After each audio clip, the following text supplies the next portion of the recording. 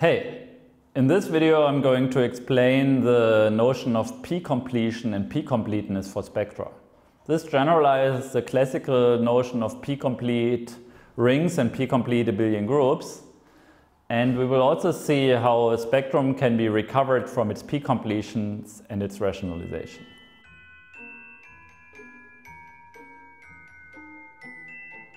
I'm Thomas Nikolaus from Mathematics Münster.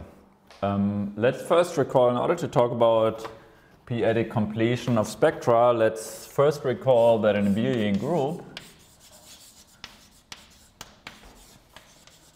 is called p-complete, and p is going to be a fixed prime throughout this lecture. So for any prime p, it's called p-complete if it is complete with respect to the p-adic topology. The p-adic topology.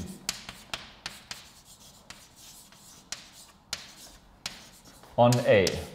And maybe I should say complete should mean and separated, so host off. And what is the p-adic topology? The p-adic topology is the one which has a neighborhood basis of 0 given by p to the na.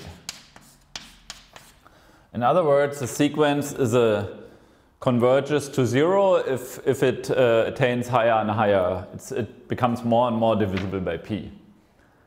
And this is equivalent to saying that A is isomorphic to the inverse limit in abelian groups of A mod p to the n. And generally, even if this is not an isomorphism, we'll denote the right-hand side as A p and refer to it as a p-completion. So it's not so hard to see that, in fact, if you start with a p-adic topology, then this is isomorphic to the group of Cauchy sequences, so that you see that this is like the completion in the sense of topology of A. And so we call it p-complete, or it's p-complete in this topological sense if and only if this is an isomorphism. Okay, and now we're just going to basically import this definition into spectra.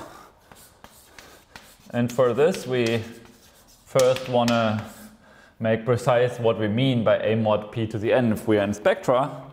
And that is for a spectrum x is spectrum and n an integer, we set x to the p, x mod n, as the cofiber of the map multiplication by n on x. And what is this map? This map is just n times, so the n-fold addition of the identity on n, or said differently, it's an element in pi naught of the sphere, and there it's given by, and so you can let it act on x. And this element is actually determined up to contractible choice. So sometimes there's a little bit, if I just say it's an element in pi naught of the sphere, this would only determine it up to equivalence, right? But it's really determined up to contractible choice because there's a distinguished element 1 in the sphere and you can add in the sphere. So this determines the element up to contractible choice, and that makes this guy well defined, essentially well defined. Okay, and equivalently, or you could also say equivalently, and this will come sometimes convenient, you could say that this is equivalent to x and then you tensor over the sphere with sphere mod n. It's just the observation that tensor product preserves this cofiber sequence and n already lives in the sphere. Okay, so then if one number n divides another number n, there is a map, a canonical natural map from x mod m into x mod n. And how is this obtained? As the cofiber of, so what is x mod m? X mod m was the cofiber of multiplication by m on x, so we have x mod m. And then what we want to do is our map is of course supposed to come from the identity on x. So here we want to put x mod n here. So we want to find a map such that this diagram commutes, so it's just supposed to be the projection. And so in order to do that, we have to write down a commutative square like this. And I guess what do we have to put here? We obviously have to put m divided by n. And then this square canonically commutes. This goes back to the fact that this was essentially well defined. And then we get this square, and then we define this map as a cofiber of this map. Okay, that is the canonical maps. And then we define for x a spectrum, and p as usual a prime, a spectrum x p, called the p completion of x as the inverse limit in the infinity category of spectra of the diagram x mod p, and I have x mod p squared. Here I have the canonical map, x mod p to the 3, and so on. And that defines the spectrum. And there is a canonical map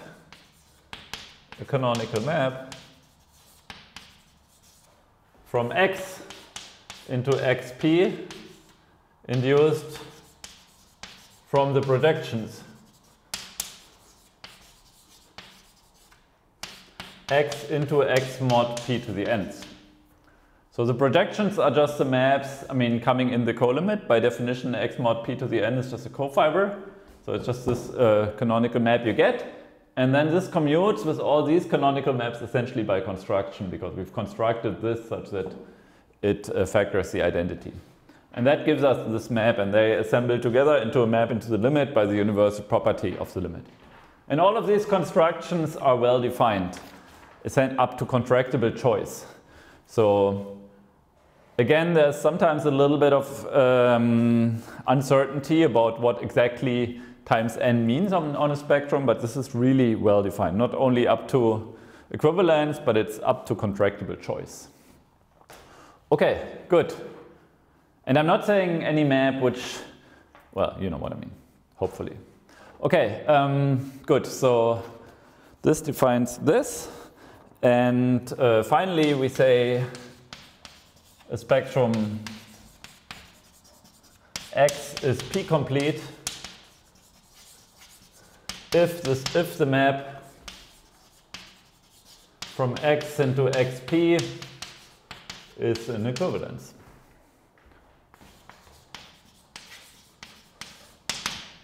And we let the infinity category of p-complete spectra be the full subcategory.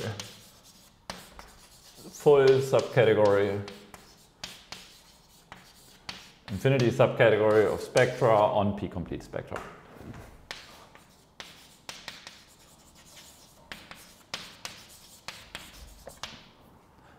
Okay.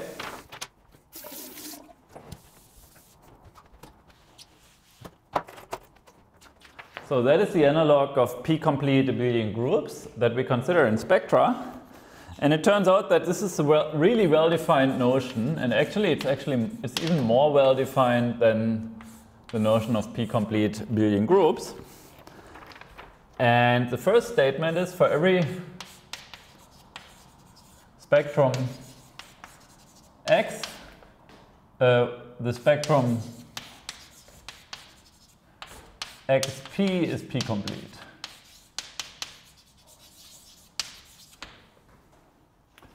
Secondly, as a result, the functor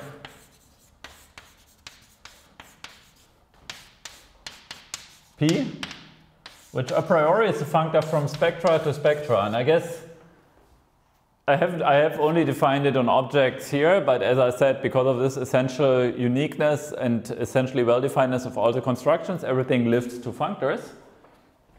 And then this functor is factors actually through p-complete spectra by the first part, right? It just lands in this full subcategory. And this is left adjoint to the inclusion.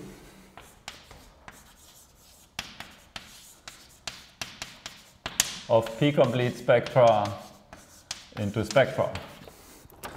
Right, or in other words, for every spectrum X, the map to its p-completion is the initial map into a p-complete spectra, right? this is the universal way of making X p-complete.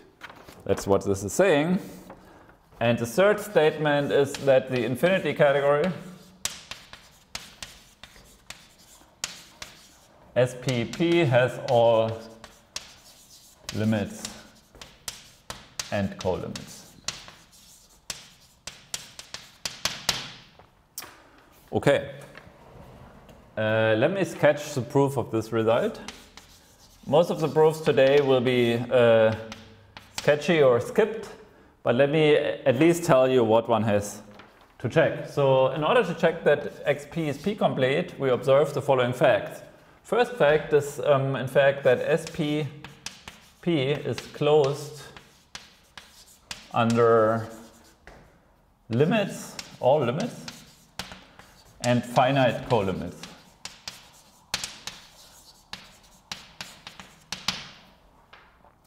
And why is that? Well, in order to see that, you just observe that the functor p-completion as a functor from spectra to spectra, this commutes with all limits and finite colimits. Why is that? That is because the functor mod p actually commutes with all limits and colimits. It's just a cofiber, right? And then the limit functor commutes with finite colimits and all limits. But once you know that this functor commutes with finite colimits and all limits, it immediately follows that the full subcategory in p-complete spectra is closed under limits and finite colimits. I mean, this in fact already also proves 3. It shows that limits in the infinity category of spectra exist and are computed underlying, and also finite colimits. But okay, so that's the first step you need for 1. And then secondly, you observe that for any x, x mod p is p-complete. And this is actually the hardest part of this exercise, of this whole proof.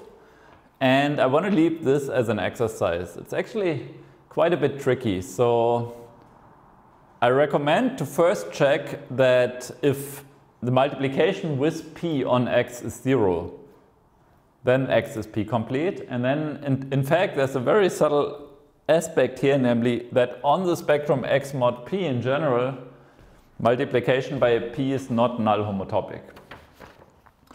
But it turns out that multiplication by p square is null homotopic. So for p equals 2 on sphere mod 2, it turns out that multiplication by 2 is not null homotopic.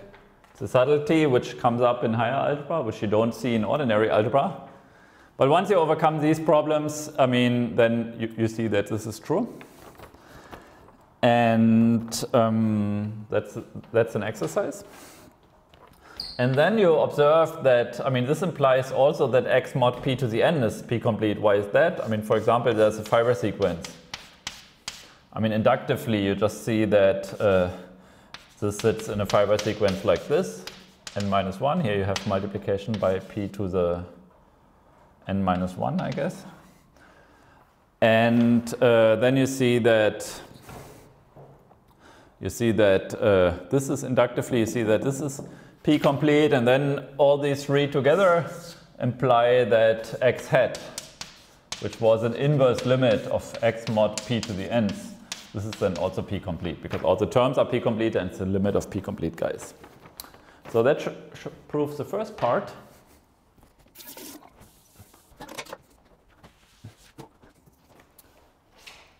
For the second part, one simply notes that it follows basically from the first part that this is idempotent, i.e. that if I apply the p-completion and then the p-completion, this is canonically equivalent to the p-completion by means of the canonical map. And if you think about the universal property, what you have to check is you have to check that a map out of, I mean, into anything p-complete. So if you have a map from x, I mean, you have to check that the mapping space from x into anything p-complete is equivalent to the mapping space from xp into y.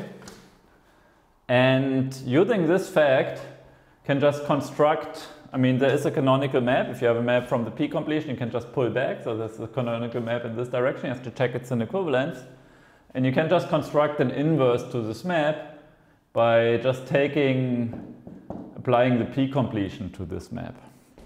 And that's a general property. If you have an idempotent and you have to be a little bit careful about the two composites being the identity, then it automatically follows that this is a left adjoint to the inclusion. Okay, so that settles part 2. And what about part 3? So part 3 is almost done. So limits, check, finite colimits, check. So these are just computed underlying. And then an arbitrary colimit for an arbitrary colimit. Arbitrary diagram I into P complete spectra. The colimit is given by, well, I mean, let's call this diagram maybe X. You just take the colimit over I, Xi. You take the colimit in spectra, and then you P complete. And why is that? I mean, you can just verify the universal property. Mapping into any P complete spectrum Y is the same as mapping out of this colimit, which then has the correct universal property. Okay, so maybe part 3, more importantly than the existence of limits and colimits, is the way you compute it. Limits are computed underlying, finite colimits are computed underlying, or by underlying I mean in spectra, and then general colimits are computed by taking the colimit and then P completing it. Okay, so that is the category, infinity category of P complete spectra, and we make a further definition. A map F from X to Y of spectra is called p-adic equivalence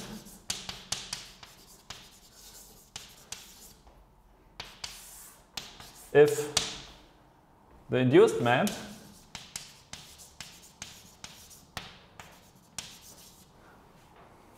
Fp from Xp to Yp is an equivalence of spectra.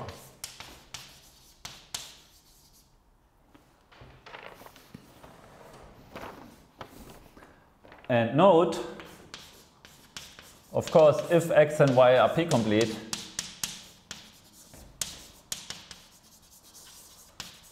then F is a p-adic equivalence if it is an equivalence. Right, because then F is just the same map as the map F hat P, because X is equivalent to Xp and Y is equivalent to Yp. So this is a class of p-adic equivalences, and it's important to note that we can completely understand the class of p-adic equivalences.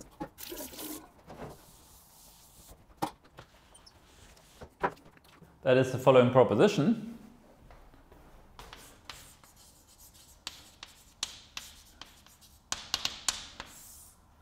A map Fx to Y is a p-adic equivalence precisely if the map F mod P, which goes from X mod P to Y mod P, is an equivalence.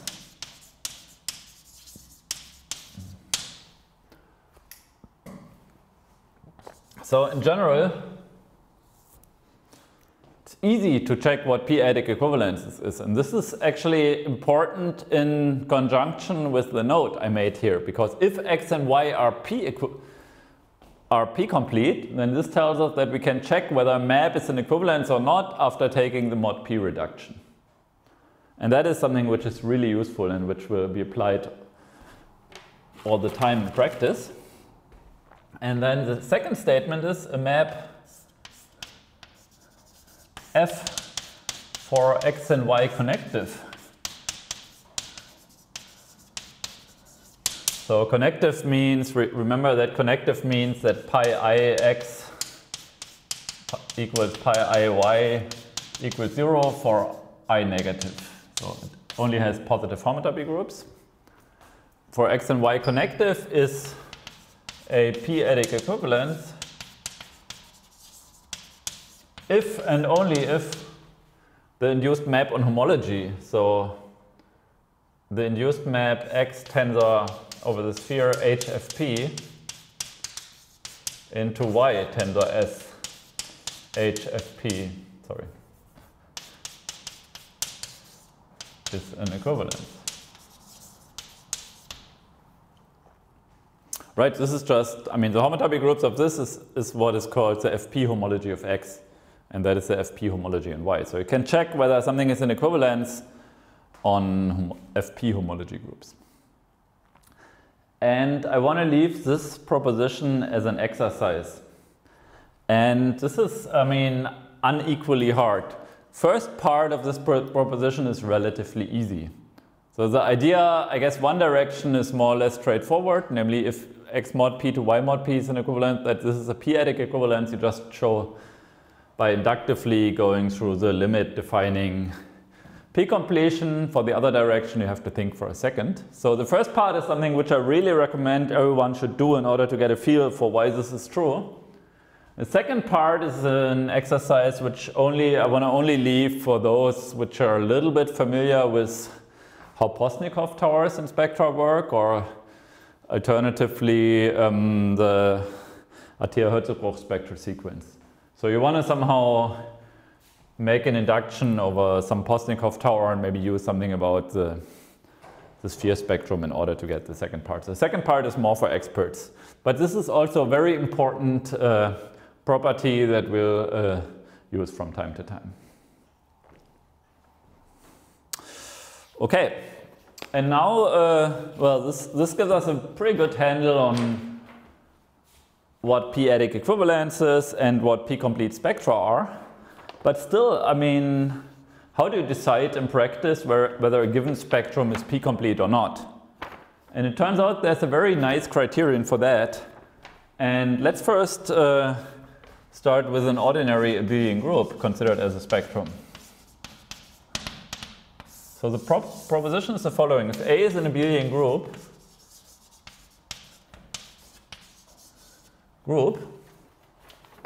then you can, I mean, if A is p-complete, in the classical sense, right, which I recalled at the beginning of this lecture, that it's p-complete with respect to the p-adic topology, then it follows that the associated Eilenberg-MacLane spectrum is p-complete in the sense of spectra. Okay, so for example, if you have something like an Eilenberg-MacLane spectrum, so this immediately implies, as an example, we see that the Eilenberg-MacLane spectrum of the p-adic integers is p-complete. Right, the p-adic integers are p-complete, so it follows that the Eilenberg-MacLane spectrum of this guy is p-complete. The converse of this statement, though, doesn't quite hold. Converse fails in general. But if A has bounded order of infinity torsion, order of p infinity torsion,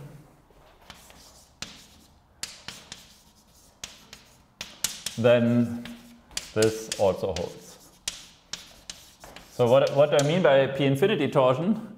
P infinity torsion is just all the elements in A which are p to the n torsion for some n. And a priori, an abelian group can have p to the n torsion for every n.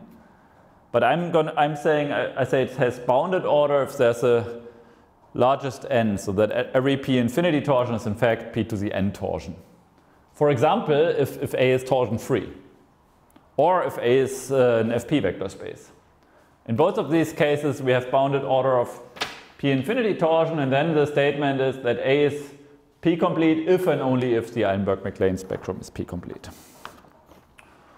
Okay, and I will skip the proof of this proposition and just give you the idea. So the idea is, I guess this direction is relatively easy. So if A is p complete, then we know A is the inverse limit of A mod p to the nth. And then you can just check that this limit is still a limit if I apply the Eilenberg-MacLane spectrum to that. Generally, this is false. Like limits of spectra are different than just limits of abelian groups. But it turns out to be true if you do it for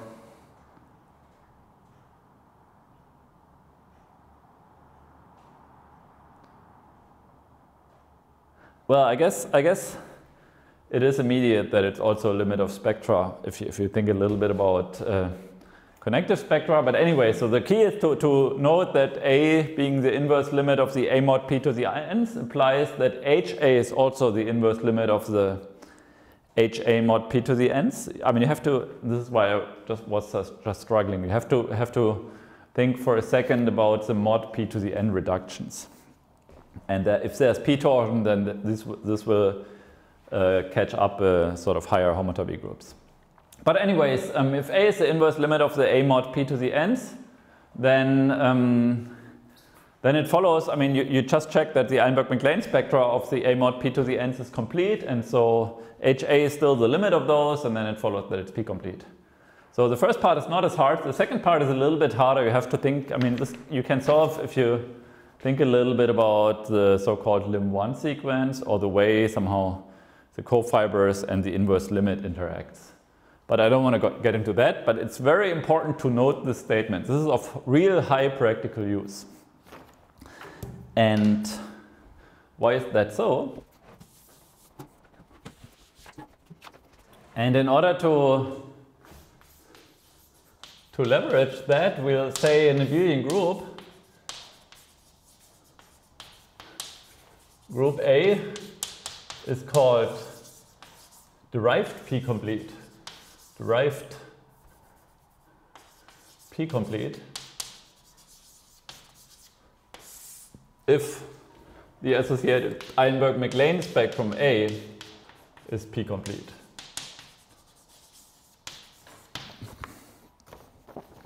Okay, so in other words, what I just said, I mean, the last proposition is just saying that every p-complete group is derived p-complete, and the converse holds if A has bounded order of p-infinity torsion.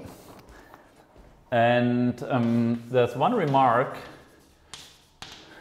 So if you look up the classical definition of derived p-complete, or you think about where the term derived comes from, you will expect this will have to do with the derived category. And in fact, actually,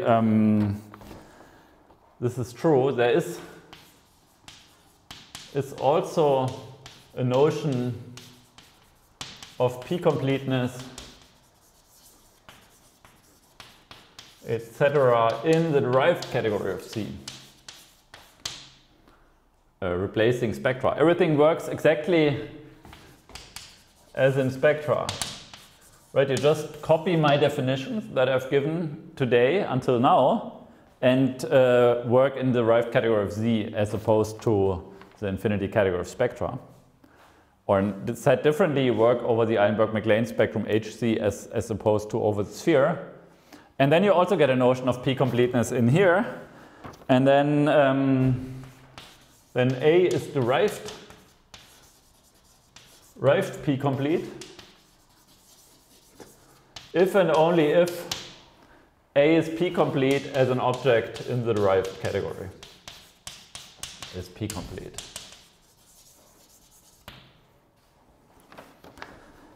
And which, I mean, I guess which you can now make completely explicit, which now means that A is quasi-isomorphic to the inverse limit of the cones of A to A, p to the n. Right? So everything in the derived sense, maybe I should say the derived limit, R lim. Okay, so that is something which one can say completely in the derived category, and which is why this is called derived p-complete. And in fact, turns out that this notion of p-completeness and everything that I talk about spectra, not only works in spectra and in the derived category of the integers, but if you want, in every presentable stable infinity category, or at least in modules over any given ring spectrum. But we'll stick to spectra for concreteness for today. And here's the theorem why I introduced this notion. Theorem. And that is very important. The spectrum X is p-complete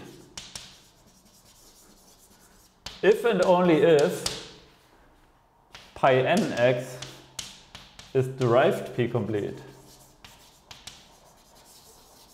for every n. So you can test whether a spectrum is p-complete or not just by looking at its homotopy groups. And that ends up being a really important criterion. And not only that, but you can also decide the completion on homotopy groups. Namely, assume that pi nx has bounded order of p infinity torsion for each n. And by that I mean for every fixed n we have a bounded order. The order doesn't have to be uniform as ranging over all homotopy groups. For every n, then the homotopy groups of the p-completion are just given by taking the homotopy groups of x and then p-completing. Right, so under this little assumption here, we get that we can just see what happens. I mean, the p-completion will just p-complete the homotopy groups. And of course, the canonical map from pi star x into that is just the canonical map from pi star x to its p-completion. Okay, so again, I'm not gonna prove this, and basically for the same reason that I didn't prove this statement, namely that I didn't really talk about limits and the so-called lim1 sequence, which would be some version of which would be necessary for this statement. In general, in fact, one can give short exact sequences describing the homotopy groups of that, and these will involve error terms coming from, if there's infinite bounded, there's going to be so-called derived lim1 terms coming up. But let's not get into that. Let's instead talk about an example, or several examples. Of course, in some sense, the most important p-complete spectrum is the p-completion of the sphere. And with this result, I can just understand the homotopy groups of the p-completion of the sphere, namely in degree 0, the sphere has homotopy group being the integers, which is p-torsion free. So we get that in degree 0, this is just a copy of the p-adic numbers, right? The p-completion of the integers. What about positive degrees? So in positive degrees, all the homotopy groups of the sphere spectrum are finite. And for a finite group, the p-completion just singles out the p-torsion. So that's just the p-torsion, or p-infinity torsion in pi ns. Pi star, I guess I should say. So for a fixed thing, this is just a finite group, and it's just the group of p-infinity torsion in the respective homotopy groups of spheres. So in particular, it's finite. And well, it's 0 for star, less than 0, because there are also the homotopy groups of spheres are 0. Okay. That's one thing, and maybe another thing is you can look at also what you can do is you can take the Eilenberg-MacLane spectrum of, say, the rational numbers. And what is the p-completion of that? And I guess, I mean, here you see, I mean, you can approach it through this statement and observe that the p-completion of Q is 0. But you can also just very easily see that multiplication by P is an isomorphism, an equivalence from HQ to HQ. So in the definition of the p-completion as an inverse limit, all the terms are just 0. So you don't need the power of this theorem to see that.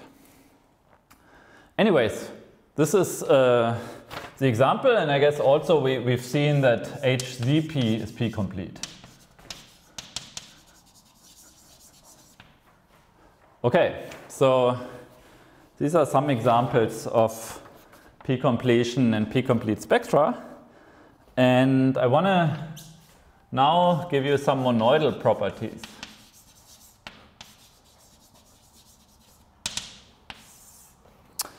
So the first statement is that, and I'm not going to really prove that, I'm just going to give you a hint how to prove that. SP, the category of p-complete spectra, admits a closed symmetric monoidal structure.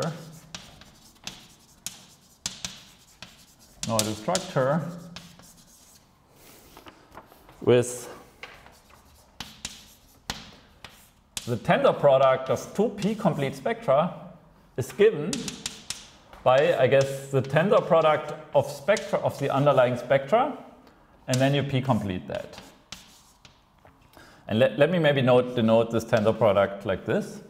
This is the tensor product on p-complete spectra, and you should think of it as a completion of the classical tensor product.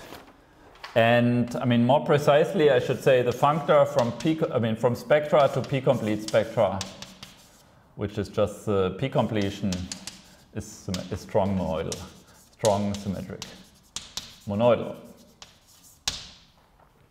And in fact, this uniquely characterizes the symmetric monoidal structure. And for those of you who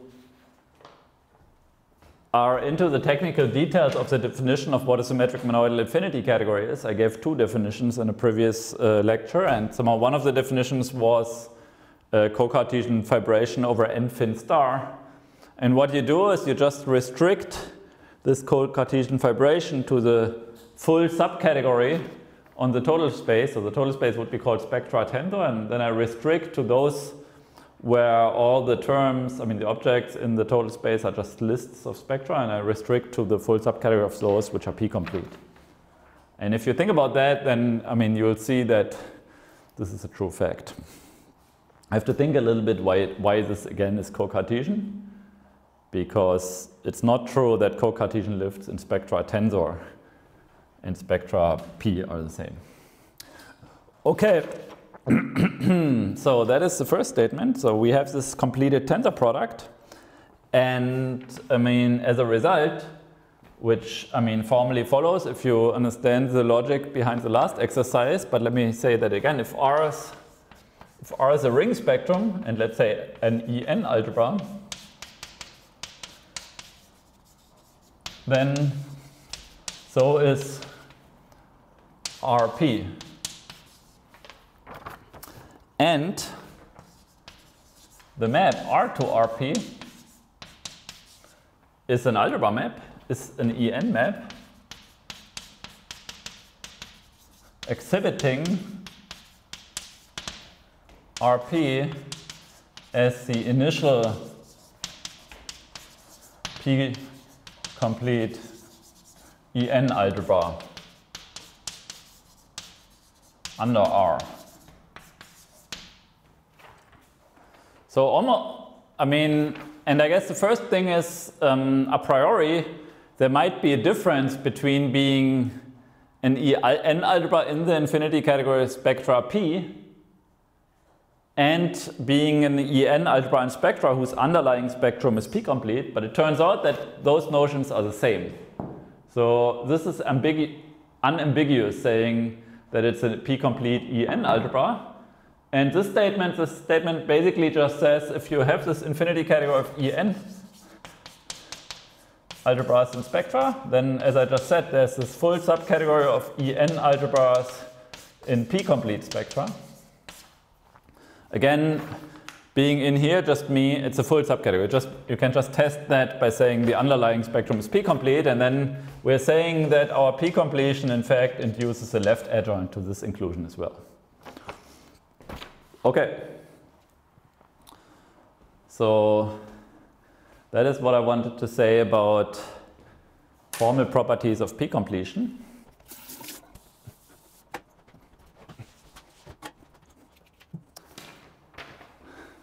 And now one might wonder why did we do that? I mean, why would you p-complete? Why? I mean, what does this help? And I guess we've seen that being p-complete is very good. We can somehow maybe understand the homotopy group. We can detect equivalences by taking the mod p reduction or even homology if we are connective, fp homology. So somehow the statement is that we can understand p-complete spectra much better than spectra in some sense. But that raises the obvious question whether we can recover any spectrum X from its p-completions. And let's say where p ranges through all primes.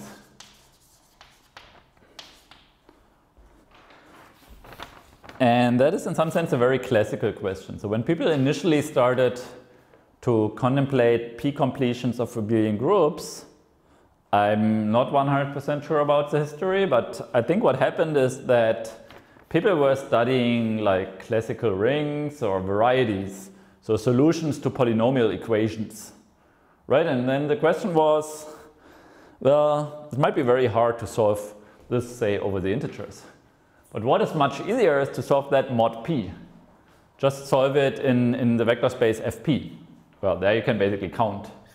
And then maybe you can solve it mod p squared, and then you can solve it mod p to the 3. And so if you think about that, in the end, this means you can solve your problem in the p-adics. And then the question is, what does this tell you about problems over the integers? Right, that's a very classical question, and I'm asking in some sense the analogous question here. And it's actually very easy to see that the answer has to be no, because, well, I guess we've just seen that if I take the Eilenberg-MacLane spectrum of the rational numbers, then all p-completions are 0. But the spectrum itself is not 0. So you see that somehow this has to do with the fact that the rational numbers are not finitely generated. And so the idea is now the answer that we are going to talk about, the so-called Hasse-square, will tell us that we can recover a spectrum not only from its p-completions but also from its rationalization. And to do this, we have to talk a little bit about what the rationalization of spectra is. And so recall an abelian group. So I'm going to first tell you what the ordinary land analog of that is. An abelian group A is called rational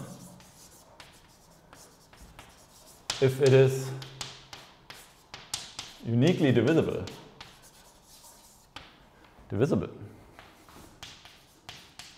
So I can just divide by every number, every non-zero number. And that is equivalent to saying it is a Q vector space. And of course, this is a priori a little bit confusing because you think somehow giving an abelian group the structure of a Q vector space is extra structure, right? You have to tell me how the rationals act. But in turn, it turns out that if you have the structure of a Q vector space, then the structure is unique because you don't have any choice. So n over m has to act by multiplication with n and then multiplication 1 over m. But 1 over m is just the inverse of multiplication by m. So see, this is unique. And then another equivalent description is just saying that the map from x into x tensor over the integers q, which maybe we denote xq, is an iso.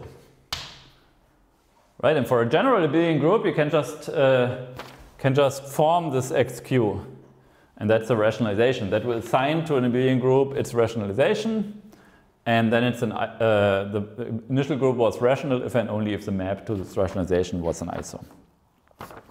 And of course, we're going to again recover that whole story in spectra, but let's just give a definition, and the definition is the following. A spectrum X is called rational if pi nx is rational for each n. So if all the homotopy groups are rational, and we denote SPQ the full subcategory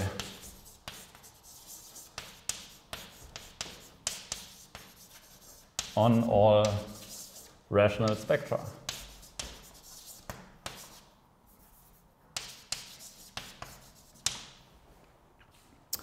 Okay, so that's the definition of what it means to be rational and what the infinity category of rational spectra is. And now we have a bunch of statements, namely that all of this works pretty much as you might hope. So this is in fact even better behaved than p-completeness. So first statement is X is rational if and only if it admits the structure of an HQ module.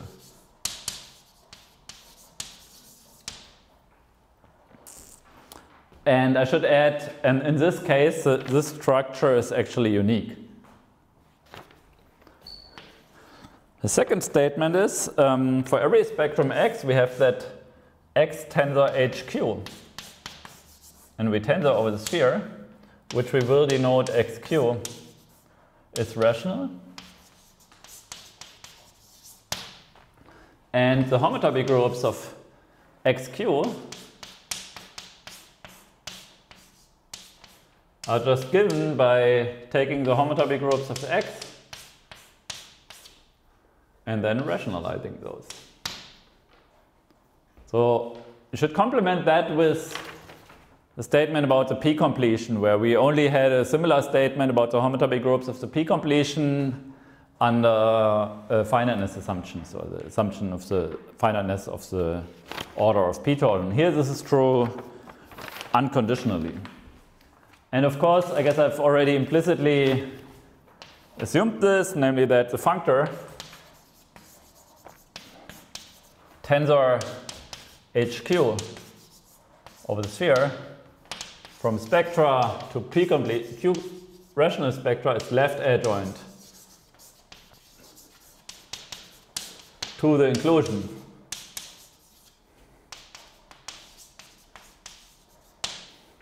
of rational spectra into spectra. Okay, so that is this statement. And there are further statements about the categorical structure of rational spectra that I want to make now.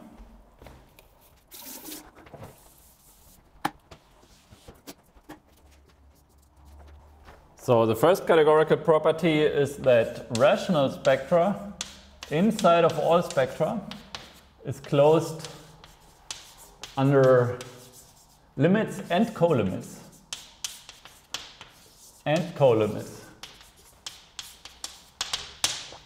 So in particular, rational spectra, the infinity category of rational spectra has all limits and colimits. But here more is true than in the p-complete land. It's actually in fact closed under all of those. And next property is actually the infinity category of rational spectra is completely understood. Namely, it's just equivalent to, I guess, modules over HQ. But then it's also equivalent, the latter is equivalent to the derived category of the rational numbers. And that is somehow a very easy category, right? Somehow this is just, a Q vector, a chain complex of Q vector spaces always decomposes into its homology groups. So this is basically just the category of graded abelian groups, but of course then there's mapping spaces which come from taking degree n maps between graded abelian groups. Okay, so it's as easy as you might hope. And finally we have that SPQ is symmetric monoidal. In a way such that the tensor product over two spectra in this category SPQ is just the tensor product over the sphere, but which ends up also being equivalent to the tensor product over HQ. So remember, by my first statement, everything is in HQ module, and the tensor unit is in fact HQ. So it's just as an infinity category mod HQ with the tensor product over HQ. And this ends up being a full subcategory. And that's the statements I want to make about rational spectra. And I want to leave this as an exercise to prove basically the theorem. And there's one hint. One thing you should use is that HQ tensored over the sphere with HQ is HQ. So this basically follows from the fact that the higher homotopy groups of spheres are finite. But so the exercise here is to just use this fact, HQ tensor over the sphere, HQ is HQ, and basically deduce all the other properties here. Okay, so that's what I wanted to say about rational spectra. And let me note that I could have also, instead of, rationalizing basically means inverting all primes. And what you can also do is you can invert specific primes. So you could just take any set of primes, say a single prime p, and then you invert the prime p. So you would also get a version of this rationalization. We will not need this now, but let me just remark that for possible later use. Okay, so, but now let's get back to our question. So my initial question was, can we recover X from its p-completions? And the answer was obviously no. But now the more refined question is, can we recover any spectrum X from its p-completions and its rationalization? All of which we somehow pretend to be able to understand and will sometimes in practice. And the answer is yes. So somehow the slogan of what I'm going to do now is that X, any spectrum X can be recovered, I'm putting this in quotation marks, I will make this precise soon, from XP and XQ. And here I should say for every prime P. And, and a certain map. Certain gluing map. Gluing map. And this process of how you recover X from these guys is called the Hasse-square. And that is what I want to talk about now.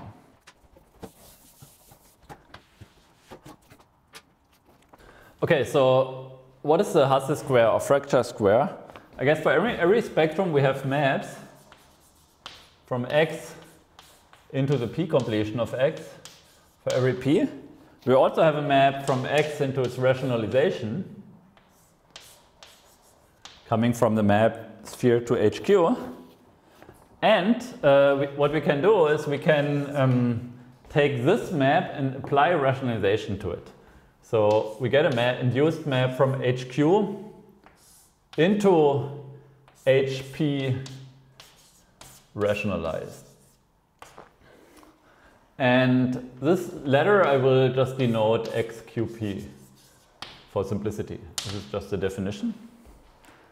And in terms of what I said earlier, it turns out that on the p-completion, all primes except for the prime p are already invertible. So this later process only amounts to inverting p, but let's not get into that now. So we have these maps, and in fact the canonical, there are now two canonical maps to go from X into this XQP. Namely, we can go first from here into XP and then into the rationalization of XP. Or we could first go from X into XQ and then into here. And these two ways will commute by naturality of this map, right? We just applied the naturality of this being a natural transformation to this map. So in other words, we get a commutative square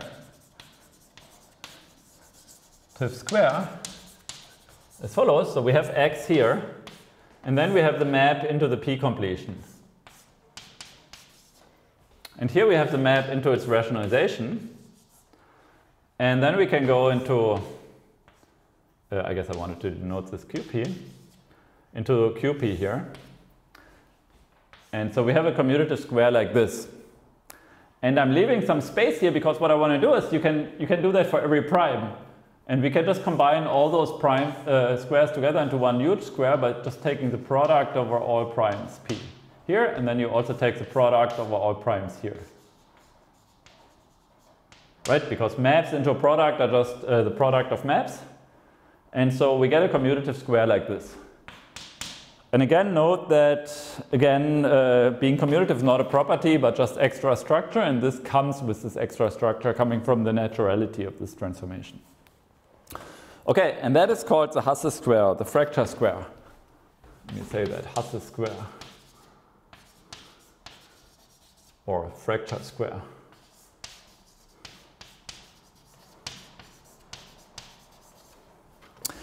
And what is the theorem?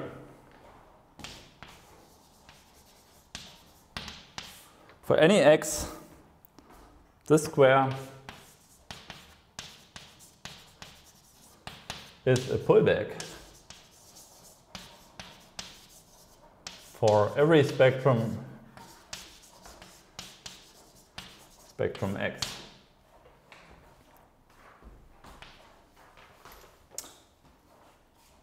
And that's what I mean by I'm able to recover the spectrum x from its P completion and its rationalization.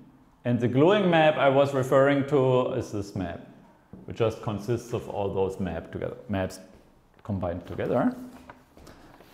And I mean, I'll continue the statement of this theorem in a second. Let me just mention that it's not so hard to prove this theorem. In fact, once you have the square, it's fairly easy. So if you think about that, the fact that, I mean, being a pullback in spectra, you can check after taking fibers. So what you're going to do is you're going to take horizontal fibers here. You check that horizontal fibers are equivalent. That ends up being an equivalent criterion for this to be a pullback.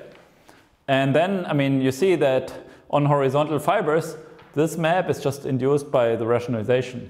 So in order to prove this result, it's enough to check that the horizontal fiber here is actually rational. And that actually follows because you know that on the fiber from x to its P completion, the prime P acts invertible because the mod P reduction is 0. And if you combine these statements for all primes, then you see that the horizontal fiber here is already rational, and then hence this is a pullback.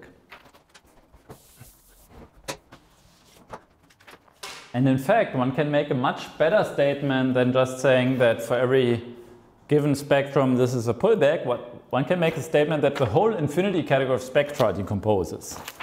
And what is this statement? That we have a pullback of infinity categories.